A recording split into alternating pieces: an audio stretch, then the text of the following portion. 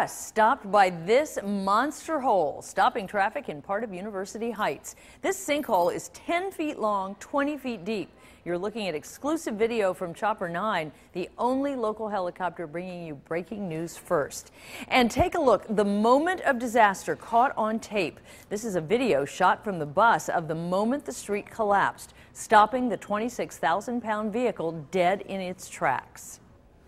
Now, it may take a month and a lot of money to fix that sinkhole. Repair crews have now been on the scene nonstop for nearly 20 hours. 9 on Your Side reporter Tom McKee is live with the new pictures from cameras on the bus. Tom?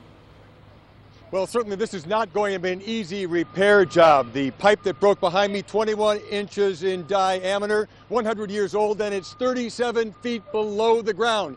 That's about as far as I'm standing from the camera right now. But from that Metro driver's perspective, it's going to be an evening that she won't soon forget.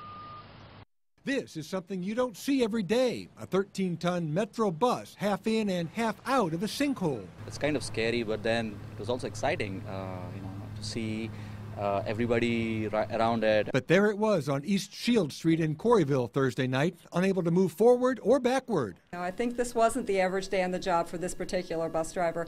Metro released video Friday from cameras on board the bus.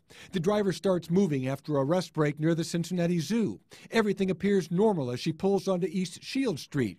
Then, within a few seconds, the weight of the bus collapses a portion of the street and stops the vehicle in its tracks. A crane is called in to get the bus back on all 4 wheels and was able to be driven back to the garage for inspection. But these are 13-ton vehicles, and they're worth about $400,000. So we do want to make sure it's in very good shape before it goes back out on the road. Metropolitan Sewer District crews were hard at work Friday trying to find the cause. We believe that the 21-inch sewer pipe collapsed, or at least it has a big hole in it, creating a void which caused the cave-in. A mix of concrete and fly ash was poured into the hole to stabilize the area so repairs could be made.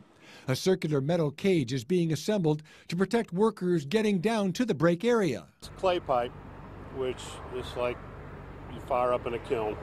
They eventually dry rot. And with ground movement, freeze and thaw, and just normal ground movement during the years, they tend to separate. Now, Metro is not releasing the name of that driver, but they do say that she's okay, she wasn't hurt, and she was back on the job today behind the wheel. Coming up new at 6, how this break is impacting hospitals around the area. Tom McKee, 9 on Your Side, live in Corryville. Thank you, Tom.